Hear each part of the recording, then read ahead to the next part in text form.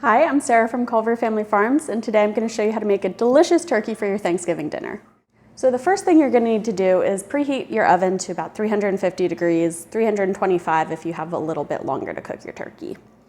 After you've preheated your oven, the next thing you need to do is chop up some carrot, celery, and onion to shove in the turkey. There's no nice way to say it. So you just want to chop off the top and the bottom of the celery, and then you're going to cut it into pretty big chunks. Put it in there.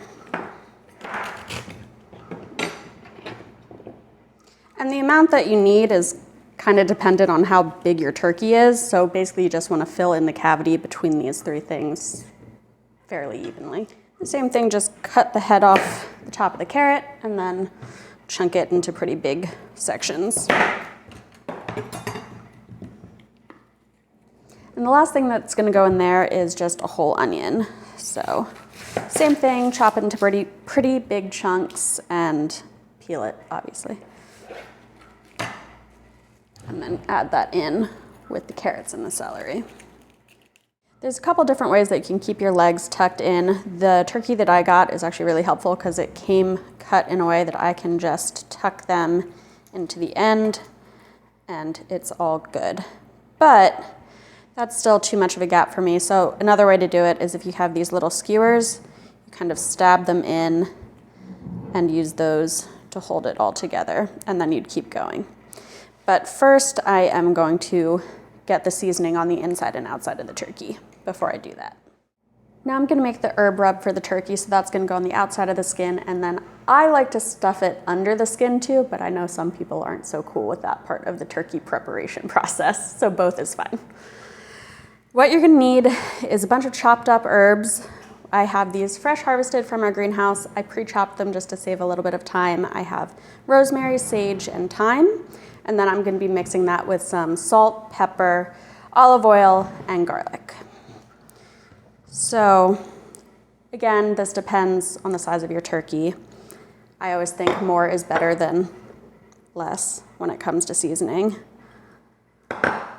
So I'm going to mix it all together in this bowl and then just add olive oil until it's at about the same level in the bowl as the herbs are.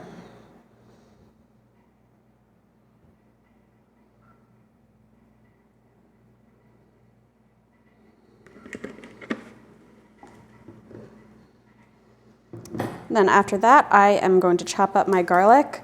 I cheat and I use the tiny side of the grater to mince it rather than chopping it because I'm lazy. So my turkey is about 22 pounds, I think, and I'm going to use 5 medium to large cloves of garlic.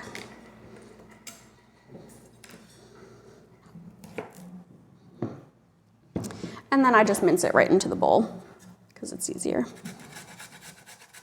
The amounts of salt and pepper you want to use is kind of dependent on your own personal taste, but I use about half a tablespoon of each, and then I just mix it all together with a fork.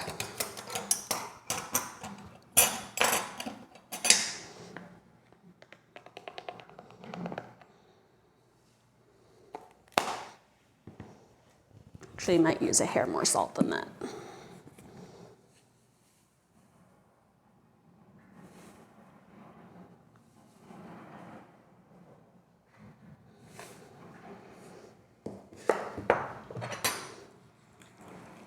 After that's all mixed up, I start with the under the skin rub.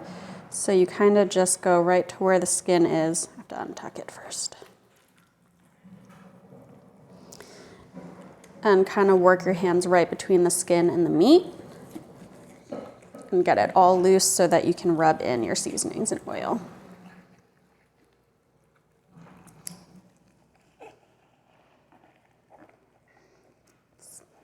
The weirdest part of the process, but you want to try to get into the drums and the wings. Turkey is the part where you don't want to be wearing any bracelets, rings, anything like that, because it's not going to be a fun time to clean that. All right.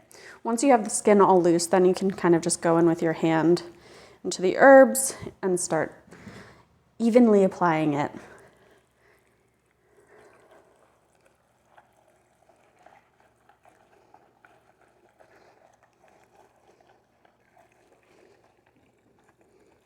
The other thing this will do is help you get the skin extra crispy because it'll have that layer of oil underneath of it and on top of it, which just fries it a little bit better. And you tuck the feet back in.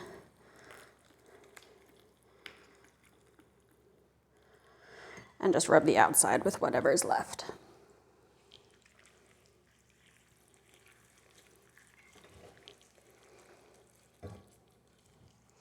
Later on, this will help flavor the gravy a little bit too, because the pan drippings are what you are going to use to make that, and it'll have a little extra herby infusion. Right, once that's all set, I'm just going to close up this little gap and then pop it in the oven and bake it for like 4.5 or 5 hours, checking it to make sure the skin isn't getting too brown.